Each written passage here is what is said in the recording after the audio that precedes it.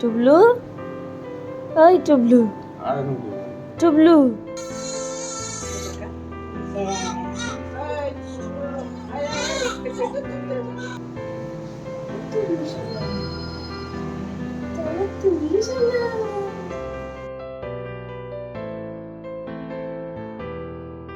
এখন বাজে 5:45। দিদিকে অ্যাডমিট করার পরেও প্রায় কেটে গেল 11 ঘন্টা। এরপরও কোনো কিছু খবরই নেই। এদিকে দেখলাম দিদি দিব্যি বসে খাওয়া দাওয়া করছে। কখন যে পেন উঠবে আর কখন যে বেবি হবে সেই নিয়ে আমরা ভীষণ চিন্তায় আছি। নমস্কার বন্ধুরা, কেমন আছেন সবাই? আশা করছি সবাই খুব ভালো আছেন, আমিও ভালো আছি। স্বাগত জানাই প্রতিদিনের অক্সিজেনের নতুন ব্লগে। ভিজিটিং আওয়ার্স দুটো টাইমে ছিল, সকালে ছিল আর বিকেলে। আমরা একটু নিচে যাওয়াতে ডক্টর এসে দেখে গেলেন এবং আবারও শুরু হলো নর্মাল ডেলিভারি ট্রায়াল। কিন্তু তাতেও কিছু হবে বলে তো মনে হচ্ছে না, বাট এখন একটু পেন শুরু হয়েছে দিদির। চোখের সামনে ওকে কষ্ট পেতে দেখে বেশ খারাপই লাগছে, কিন্তু সত্যি কথা বলতে আমার দিদির মনের জোর অনেক বেশি। জানেন তো, এত কষ্টের পরেও ও নর্মাল ডেলিভারিরই চেষ্টা করছিল। কেটে গেল প্রায় 3 ঘন্টা। তারপরে 10টার দিকে আমাদের ডক্টর জানালেন যে হেড প্রেশার ভালো নেই, হয়তো বেবি ফরসেপস দিয়েও বের করতে হতে পারে। তাই আমরা তৎক্ষণাৎ ডিসিশন নিলাম যে যাতে তাড়াতাড়ি করে সিজারটা করে বেবিকে আউট করে না। দিদি যেমন ভয় পাচ্ছিল সেরকম আমরাও ভয় পাচ্ছিলাম, কিন্তু তার সামনে ভয় পেলে কি আর চলবে? তাই ওকে আমরা সাহস জোগালাম এবং দিদির রেকমেন্ডেশন ছিল তার একটা জানাশোনা পিডিয়াট্রিশিয়ান। তাই ওই ডক্টরকেও দিদি কল করে দিল যাতে বেবি আউট হওয়ার পর উনি এসে একবার বেবিকে দেখে যান। 10টার মধ্যে আমরা আমাদের ডিসিশন জানিয়ে দিয়েছিলাম। তারপরে 10:30টার মধ্যে দিদিকে রেডি করে অলরেডি নিয়ে চলে গেছে ওটি রুমে। তবে আমার জিজাজির একটা বৈশিষ্ট্য আছে জানেন তো, যতই কষ্ট হোক না কেন ওপরে ও এমন হাসি মুখ দেখাবে যেন ওর কিছুই হয়নি। আমাদের ডাক পড়লো, তাই আমি আর জিজাজি দুজন মিলে গেলাম ওটি রুমের সামনে। আপনারা হয়তো বলবেন যে এখানে এসেও আমি ক্যামেরা করছি। আসলে এই সুন্দর মুহূর্তটাকে ধরে রাখার চেষ্টাই করছিলাম। ডক্টর এসে বলে গেলেন যে ওটি শুরু হচ্ছে। আমরা যেন এখানেই দাঁড়িয়ে। কিছুক্ষণ পরে যখন বেবির কান্না শুনলাম, আমি আর জিজাজি একেবারে লাফাচ্ছিলাম জানেন তো। তারপরে যখন বেবিকে নিয়ে এলো, আমাদের আনন্দের আর শেষই নেই। এই যে আমাদের কিউট বেবি চলে এসছে। আচ্ছা আপনারা বলুন তো, আমার দিদির কি বেবি হয়েছে? আমি কিন্তু বলবো না, অবশ্যই কিন্তু আপনারা কমেন্ট করে জানাবেন যে আমার দিদির কি বেবি হয়েছে। 11:13-তে আমাদের বেবি আউট হয়েছে, কিন্তু 11:30টায় আমাদের সামনে আমাদের বেবি এসে হাজির। ভাবুন তো মনের মধ্যে কতটা এক্সাইটমেন্ট চলছিল। আর বিশ্বাস করতে পারবেন না, ওকে দেখে এত কিউট লাগছিল যে ওর দিক থেকে চোখই সরাতে পারছিলাম না।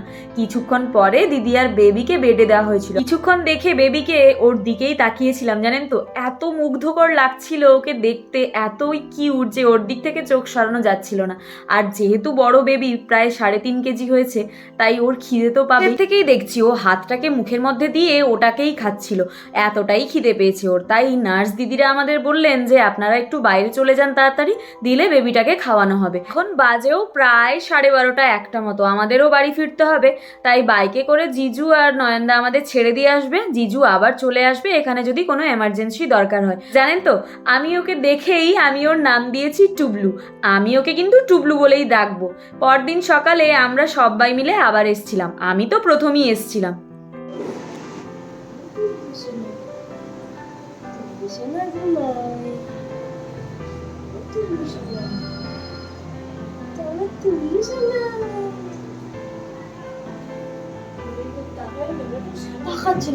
এই যে বাচ্চাটিকে দেখছেন, দেখে কিন্তু একেবারেই শান্ত ভাববেন না। কাল রাতে সবাইকে ভীষণ জ্বালিয়েছে। মাসিরা দিদিরা সঙ্গে আমার দিদিকেও ভীষণভাবে জ্বালিয়েছে। এত কান্নাকাটি করেছে, সবাই বিরক্ত হয়ে গেছে ওর প্রতি। আমি যদি সারা রাত থাকতে পারতাম ওকে নিয়েই থাকতাম, আমার তো আর কোনো বিরক্তই লাগতো না।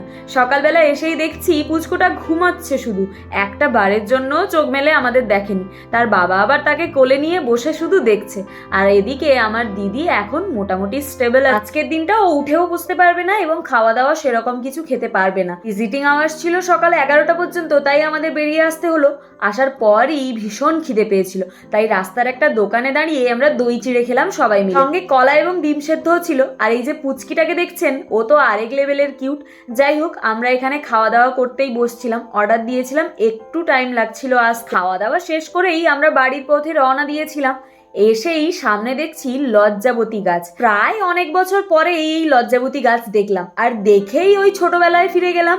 ওকে ছুঁয়ে দিলেই ও কেমন লজ্জা পেয়ে যায় বলুন তো। আমরা যতটা না লজ্জা পাই, ও তার থেকে আরো বেশি লজ্জা পায়। তাই ওকে লজ্জা দিতে আমরা সবাই প্রস্তুত ছিলাম। কে আগে তাকে ছুবে সেটা নিয়েই আমাদের মধ্যে যুদ্ধ চলছিল। তারপরে আমরা তিনজনে মিলেই ওটাকে ছুঁয়ে দিচ্ছিলাম, আর ও সঙ্গে সঙ্গে লজ্জা পেয়ে যাচ্ছিল। জানেন তো, ছোটবেলায় এগুলো কতটাই না করতাম, তাই না? আমি জানি না আপনারা কারা করেছেন, তবে আমি কিন্তু এগুলো ভীষণভাবে উপলব্ধি করতে পারি। আমার ছোটবেলায় এগুলো আমি সব, তবে এসব এখন আর যেন পাওয়াই যায় না। জানেন তো, আগে আগে একটা লজ্জাবতী গাছের ঝোপ থাকতো, যেখানে আমরা সবাই মিলে যেতাম এবং অনেকক্ষণ ধরে ওর সঙ্গে ছোঁয়াছুঁয়ি খেলা খেলতাম। আমরা নিজেদের আপডেট করতে করতে এত গাছপালা সবকিছুই কেটে উড়িয়ে দিচ্ছি, আর এগুলো তো কোনছা। আর এই আপডেটের জগতে আমরা হয়তো কিছুদিন পর বিলুপ্তই হয়ে যাব। বাড়িতে ফিরে দেখছি মেনুতে এলাহি ব্যাপার। আজকে হচ্ছে পমপ্লেট মাছের ভাজা। একদম ছোট ছোট পমপ্লেট মাছগুলো নিয়ে এসছে, ওগুলোকে ভাজা হচ্ছে খাবো বলে। আর সঙ্গে ছিল ইলিশ মাছের টক, সঙ্গে আমরা ফ্যামিলি প্যাক একটা আইসক্রিমও নিয়ে এসেছিলাম। দেখেছেন, আমাদের স্টাইলটা একটু আলাদাই। আমরা আইসক্রিমকে থালায় রেখে খাই। আপনারা নিশ্চয়ই কাপে করে খান বা বাটিতে করে খান, আমরা কিন্তু থালায় করে খাই। টুবলু, টুবলু, ওই টুবলু, টুবলু, ওই ওই ওই, ওঠ, পাপা এসছে দেখ, পাপা এসছে দেখ, ওঠো, ওই টুবলু উঠ, ওই ওই ওই ওই ওই ওই ওই ওই ওই ওই ওই ওই ওই, রাত্রেবেলা কাঁদছিল, শুধু রাতে রাতে কাঁদবে, শুধু রাতে কাঁদে, দিনের বেলা চুপচাপ করে ঘুমায়।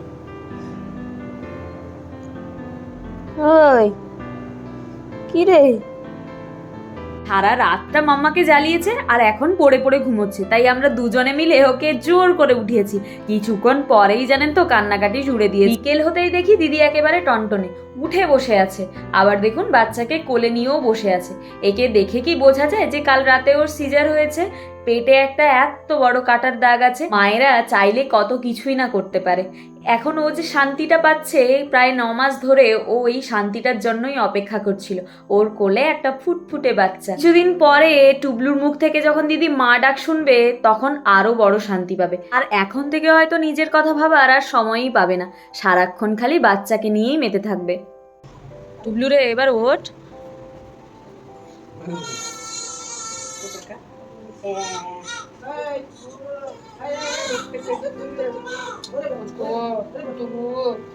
মিলকে পাঠিয়ে দিবি আমাকে তাই বাধ্য হয়ে গেল।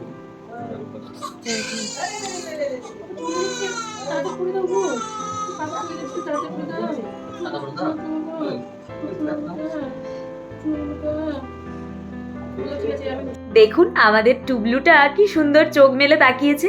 এতক্ষণ পর যখন ও চোখ মেলে তাকালো, এত কিউট লাগছিল। ওর প্রত্যেকটা অঙ্গভঙ্গি যেন আমাদের কাছে ভীষণভাবেই সুন্দর লাগছিল। আর ওটাকে আমি ক্যামেরা বন্দি করে রাখার চেষ্টা করছিলাম।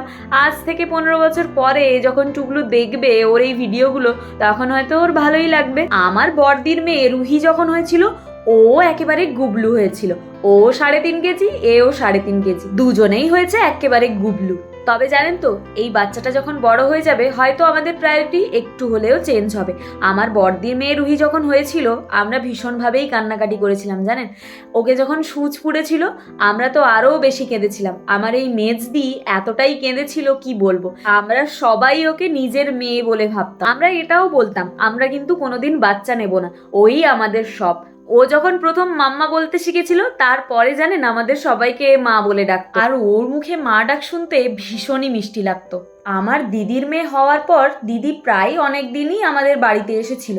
তখন তো আমরা সবাই বাড়িতে থাকতাম। ওর হাঁটা চলা, সঙ্গে কথা বলাগুলো এখনো যেন চোখের সামনে ভেসে ওঠে। তখন সত্যি ওকে একটা পরীর মতোই লাগতো।